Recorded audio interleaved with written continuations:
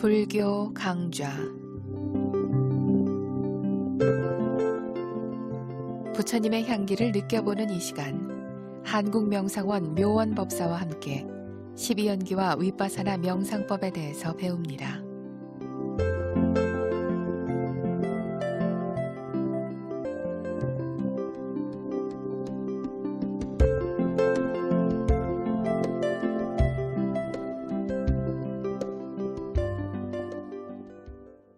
안녕하십니까, 묘원입니다.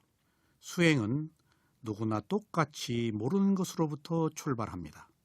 차이가 있다면 알려고 하는 것과 알려고 하지 않는 것에 있습니다. 모른다고 포기하지 말고 몰라도 계속해야 합니다. 계속해서 듣고 읽고 수행을 하면 조금씩 알게 됩니다. 모르는 세계에서는 끊임없는 반복만이 유일한 길입니다. 복잡하다고 스스로 포기해서 어려운 것입니다. 처음부터 많이 알려고 하면 탐욕으로 더 어렵습니다. 모른다고 포기를 하면 영원히 기회가 오지 않지만 몰라도 알려고 하면 결국에는 지혜를 얻게 됩니다. 무관심은 게으름으로 인해 노력하지 않는 것입니다. 귀찮아서 관심을 보이지 않는 것이 바로 깊은 무지입니다. 여러분들이 행복과 불행을 스스로 선택하십시오. 무지의 늪에서는 고통과 괴로움만 있을 뿐입니다. 오늘 또 무명에 대해서 말씀드리겠습니다. 윤회의 시작은 무명입니다. 이때의 시작은 시간을 의미하지 않습니다. 단지 원인이 되는 조건을 말합니다. 언제라고 하는 시간은 문제의 본질을 파악하고 해결하는 데 결코 도움이 되지 않습니다. 그래서 단지 과거라고만 말할 뿐입니다. 여러분, 우리는 불필요한 것을 알고자 하는 때가 많습니다. 과연 인류가, 인간이 언제적부터 시작되었는가가 지금 현재 나의 괴로움을 해결하는 데 무슨 의미가 있단 말입니까? 그리고 어느 장소에서부터 시작되었는가가 지금 나의 번뇌와 괴로움을 해결하는 데 무슨 도움이 되겠습니까? 이렇듯 윤회의 시작이 무명이라고 하는 이때의 시작은 근본 원인을 말하는 것이지 시제상의 언제라는 그런 뜻을 가지고 있지는 않습니다. 그러니까 모든 것의 근본 원인이 무명이다라는 뜻으로 시작되는 것입니다. 지난 시간에는 모곡사여도의 무명에 대한 말씀을 드렸고, 오늘은 마하시사여도가 말씀하신 무명에 대해서 말씀드리겠습니다. 자, 부처님의 가르침에 의하면 무명은 고진멸도 사성제를 모르는 것이라고 볼 수가 있습니다. 궁극적인 의미로는 무명은 착각이나 잘못된 생각을 말합니다. 바꾸어 얘기하면 전도몽상을 우리는 무명이라고 볼 수가 있습니다. 무명으로 인해 허망하고 실체가 없는 것을 실제하는 것으로 착각합니다. 무명은 우리를 타락하는 길로 인도하기 때문에 그릇된 길로 가는 무지라는 뜻으로 불리기도 합니다. 그렇기 때문에 무명은 일반적인 무지와는 다릅니다. 사람이나 마을의 이름을 모른다고 해서 반드시 잘못되지는 않지만은 12연기에 대해서 알지 못하는 것은 단순한 무지 그 이상입니다. 이것은 마치 방향 감각을 완전히 상실하여 동쪽을 서쪽으로 알고 북쪽을 남쪽이라고 잘못 아는 것과 같습니다. 그래서 괴로움의 진리를 알지 못하는 사람은 괴로움으로 가득 찬 삶에 대해서 매우 낙천적인 생각을 갖습니다. 괴로움의 진리는 자신의 몸과 믿음 안에서 찾을 수 있기 때문에 이것을 책에서 찾는 것은 잘못입니다. 보고 듣는, 즉 6가지의 감각 장소에서 일어나는 정신과 물질은 모두 괴로움뿐입니다. 왜냐하면 현상의 존재는 무상하고 바람직하지 않으며 즐겁지 않기 때문입니다. 현상의 모든 존재는 어느 때라도 끝날 수 있어서 모든 것은 고통과 괴로움입니다. 하지만 자신의 존재를 좋고 축복받은 것으로 여기는 사람들은 이러한 괴로움을 깨닫지 못합니다. 바로 이것이 무명입니다. 그래서 즐거운 형상, 좋은 소리, 맛있는 음식 따위의 감각 대상을 찾아다닙니다. 이 세상에서 좋은 것으로 믿어지는 것을 얻고자 하는 그들의 노력은 존재에 대한 전도된 인식 때문에 생깁니다.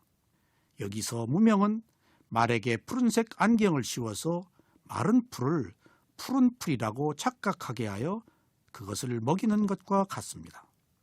중생들은 장밋빛 안경을 통해서 모든 것을 보기 때문에 감각적 쾌락에 탐닉해 있습니다.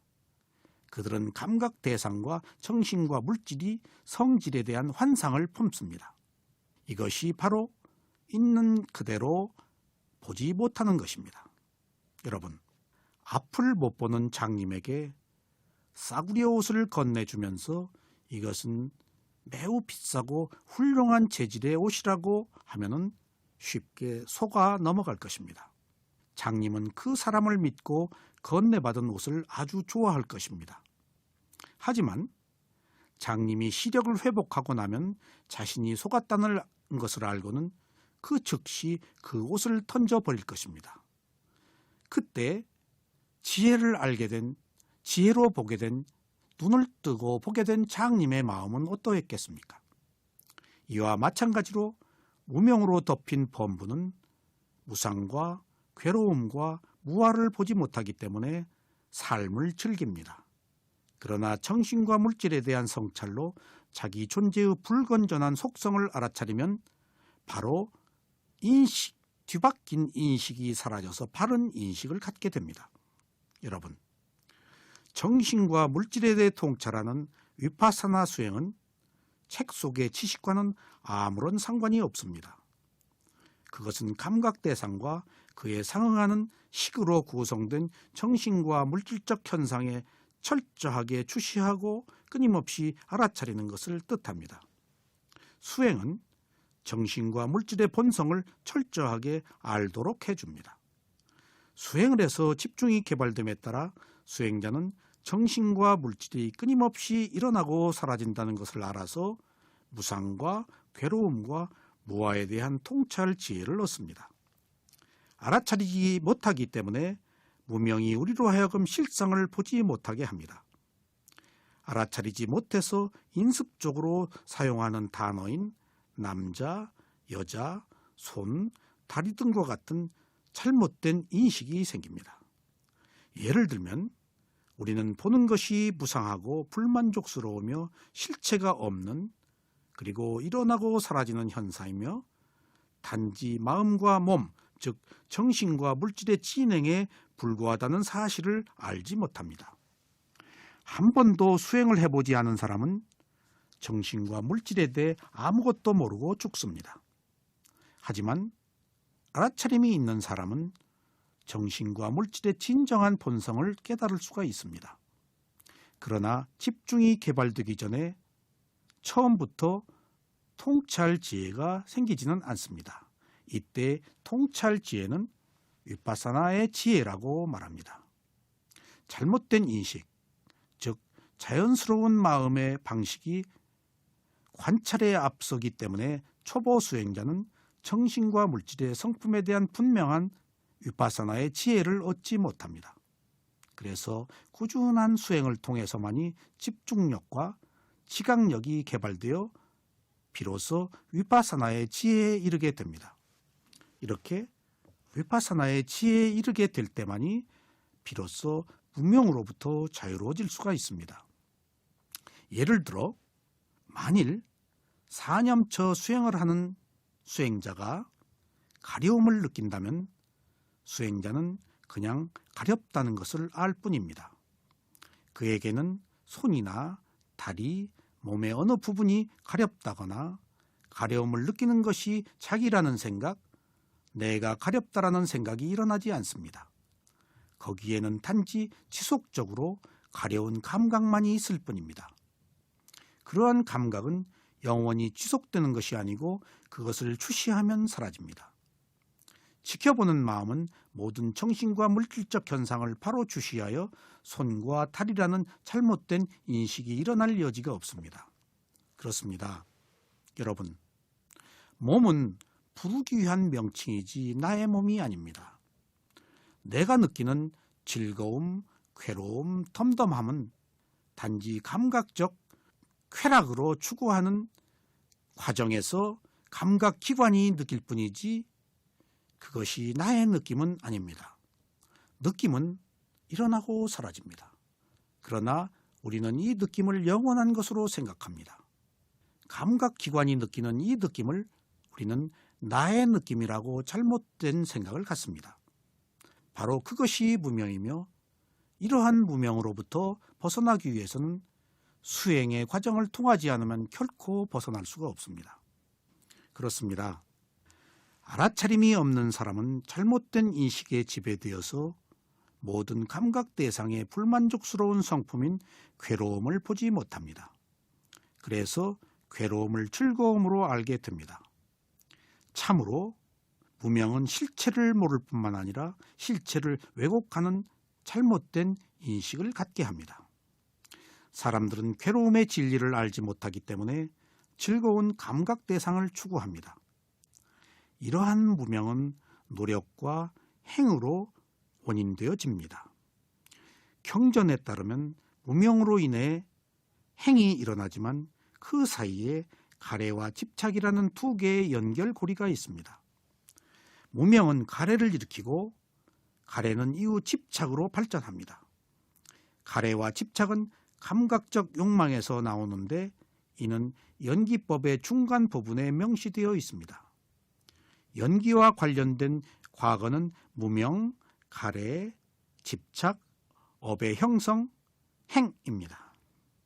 이렇게 무명은 우리들에게 그 모습을 드러내지 않는 숨겨져 있는 세속의 실제입니다. 이 무명을 조장하는 것이 있습니다. 바로 내가 있다는 유신견입니다. 유신견은 잘못된 견해라서 사견이라고 합니다. 유신견이란 내가 있다는 견해로 삿된 견해입니다. 잘못된 견해는 자아가 있다는 견해와 항상하다는 상견, 죽으면 끝이라고 하는 탄견입니다. 이 중에 몸이 있다는 의미에서 유신은 있습니다. 몸은 있습니다. 그러나 이 몸이 나의 몸이라고 할 때는 유신견이라고 해서 이것은 잘못된 견해입니다. 유신은 있습니다. 그러나 유신견은 이것이 나의 몸이라고 생각하기 때문에 잘못된 견해로 봅니다. 12연기가 돌게 하여 윤회를 계속하게 하는 근본 원인은 무명과 가래로서 이것은 연기의 핵심 요소들입니다. 12연기는 무명으로부터 시작되지만 사실은 무명은 시작에 불과할 뿐 무명 뒤에서 조정하는 것이 있습니다. 무명을 조정하는 것이 바로 탐욕과 성냄, 어리석음입니다. 이 세 가지를 불선심이라고 하고 또는 번뇌라고도 합니다. 바로 연기를 돌게 하는 것이 무명이고 무명을 조정하는 것이 번뇌이고 번뇌를 조정하는 것이 바로 유신견입니다. 이 유신견의 반대가 무아입니다. 유신견은 이처럼 가장 깊은 곳에서 모든 불선심을 조장합니다. 인간의 탐욕, 성냄, 고통, 슬픔의 직접적인 원인이 바로 유신견입니다. 무명의 상태에서는 언제나 윤회를 벗어날 수도 있지만 유신견을 가지고 있는 한 영원히 윤회에서 벗어날 수가 없습니다. 여러분, 내 몸, 내 마음, 내 것이라는 잘못된 고정관념으로 인해서 자신의 모든 불행이 만들어지고 행복을 빼앗깁니다. 이것이 유신견입니다. 이 유신견은 내 몸이 있다는 견해이지만 똑같은 뜻으로 내 마음이 있다는 것도 함께 포함한 말입니다. 몸도 내 몸이 아니고 마음도 내 마음이 아닙니다. 단지 몸일 뿐이며 단지 마음일 뿐입니다.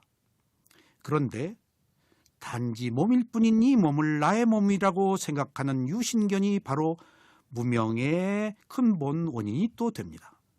그리고 단지 마음일 뿐인 이 마음을 나의 마음이라고 생각해서 우리는 전도몽상에 빠져 끝없는 가래를 일으키고 집착을 해서 괴로움 속에 벗어나지를 못합니다. 우리가 수행을 해야 되는 가장 근본 이유는 사실은 무명에서 벗어나기 위한 것인데, 이 무명을 조장하고 있다는 것이 바로 무아의 반대인 자, 유신견이라는 사실을 알아야 됩니다. 여러분들이 가지고 있는 자존심이 유신견입니다. 그러한 나는 없습니다. 이러한 내가 없다라고 할 때 우리는 자유로워지고 행복해질 수가 있습니다.